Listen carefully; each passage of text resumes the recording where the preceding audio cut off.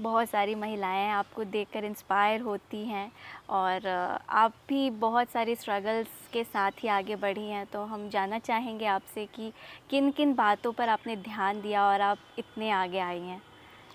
बोलते हैं कि स्ट्रगल से कभी भागना नहीं चाहिए। जी। सही बात है, स्ट्रगल से कभी भागो नहीं। और अगर तुमको प्रॉब्लम कोई करता है या फिर कोई तुमको इरिटेट कर रहा है या कोई तुमको पोक कर रहा है या फिर लोग आपको क्रिटिसाइज़ भी कर रहे हैं ना, तो आपके ज़बान पे एक चीज़ होना चाहिए, वो है thank you with a smile. कि आपको लोग क्रिटिसाइज़ करेंगे, आपको लोग नेगेटिव कमेंट्स भी बोलेंगे। मेरे साथ बहुत ऐसा हुआ है। जब मेरा वो वीडियो वायरल हुआ था जिसमें मैंने बेबी को लेके वॉक किया था, उसमें बहुत सारे कमेंट्स ऐसे आए थे कि बच्चे को कहाँ से रेंट पे लिया, या फिर तुमने बच्चे को यूज़ किया है अपना नाम ये करने के लिए। सिर्फ यहीं तक नहीं, कुछ लेडीज़ का भी ये था कि ये सारी चीज़ें बकवास है, मेरा तो ज़िंदगी ख़राब हो गया, हम बच्चा पैदा कर लिए उसके बाद तो हम ये करना चाहते थे, ये नहीं कर पाए, ये वो दिस दैट। हम बोले कुछ टाइम तक ना बहुत ज़्यादा लगता था कि हर एक बंदे को बैठ के हम रिप्लाई करें, लेकिन हमको लगता है ना कि आप से अगर किसी को कुछ सीखना है तो अगर वो आपको फॉलो करता है, आपकी बात को अगर वो सुनता है, तो सुन के उनको ये सारी चीज़ों का जवाब मिल जाएगा। और कुछ लोग होते हैं ना जिनको आप मार के सिखाओ, पीट के सिखाओ, घोल के पिला दो, फिर भी उनको समझ में नहीं आएगा। तो ऐसे लोगों के लिए मेरा ये था कि एक शो भी करती थी मैं बीच में, अलीशा संगे चाय करके, लोकतंत्र 19 पे आता था। वो किसी कारण के चलते अभी पॉज लिया है। और उस सेक्शन में बेसिकली मेरा काम रहता था कि जितने भी ट्राइबल फील्ड में जो भी ट्राइबल लोग हैं जिन्होंने अपने अपने फील्ड में कहीं ना कहीं अपना नाम बनाया है, उनसे आके मैं रूबरू करवाती थी लोगों को। तो एक बहुत ही अटपटा सा क्वेश्चन आया था मेरे पास कि, और ये एक न्यूज़ चैनल ने किया था, तो इसका मैं इस इंटरव्यू में बात करना चाहूँगी कि ना, ट्राइबल लोग तो पढ़े लिखे नहीं होते हैं, ट्राइबल लोग तो इतने पिछड़े होते हैं कि उनको खाने तक के लिए सोचना पड़ता है।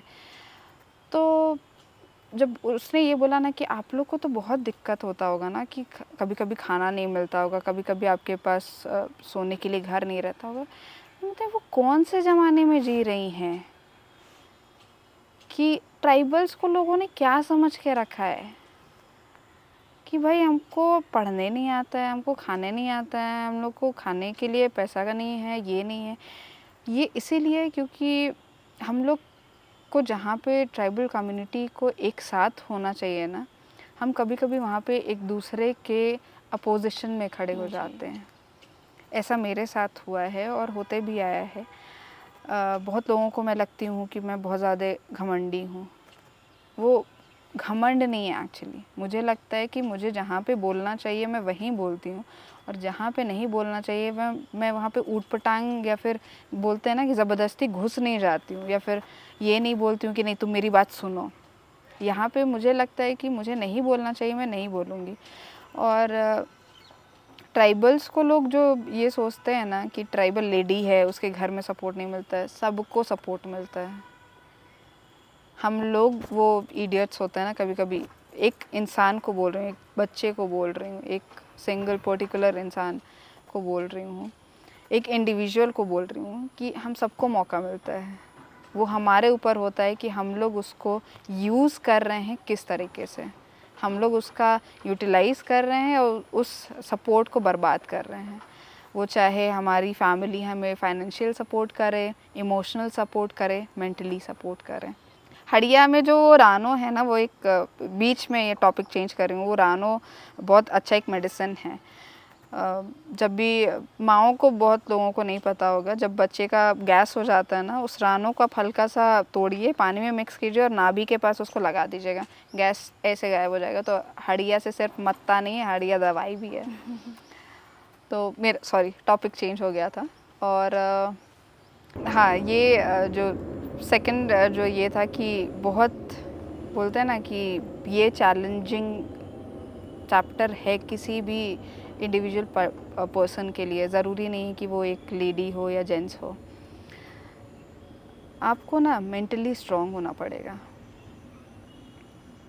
आपका अगर दिमाग काम नहीं करेगा तो आप कुछ भी नहीं कर सकते हैं।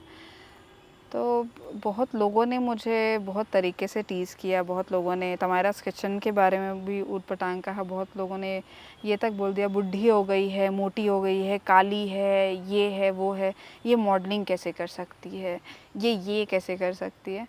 तुम अपने आप से प्यार करते हो ना, तो दूसरे के बात पे क्यों अड़े हो? दूसरा बोलते जाएगा, तुमको बस अपना काम करना है।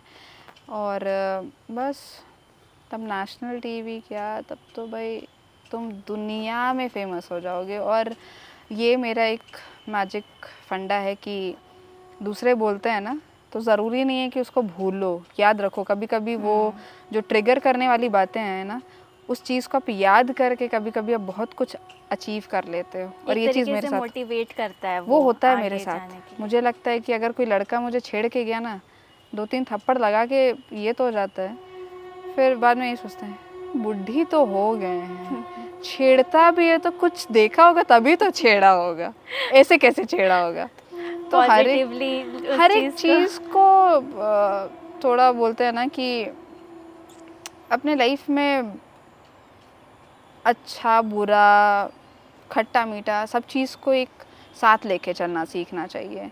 और वही है बस मैजिक फंडा कि खाते रहो, पीते रहो, नाचते रहो, सबके साथ रहो। बस लाइफ में तुम सक्सेस करोगे और तुमको कोई पीछे नहीं रोक पाएगा।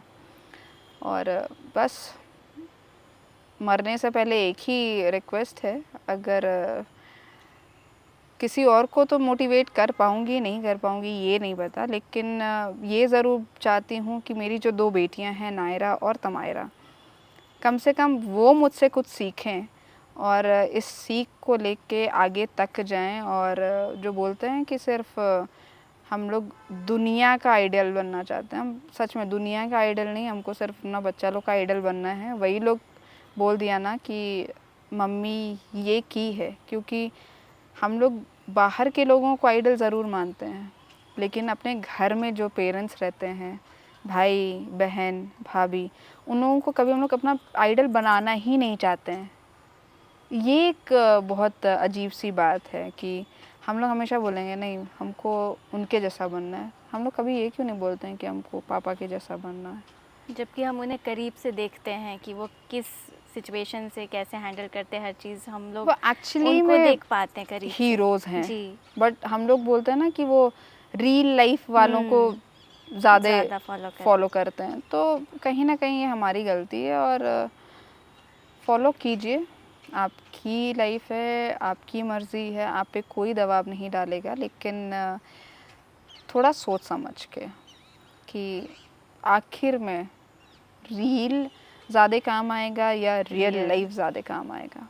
तो ये एक बेसिक सा फंडा है कि रील्स बहुत लोग देखते हैं, फॉलो भी करते हैं, लेकिन रियल लाइफ जिसने फॉलो की उसको कोई नीचे नहीं खींच सकता, किसी जगह पे किसी मुकाम में पहुंचने से रोक नहीं सकता है। ये एक मेन मेरा है फंडा। तो लोगों से भी ये रिक्वेस्ट है, रियल लाइफ पे फोकस कीजिए।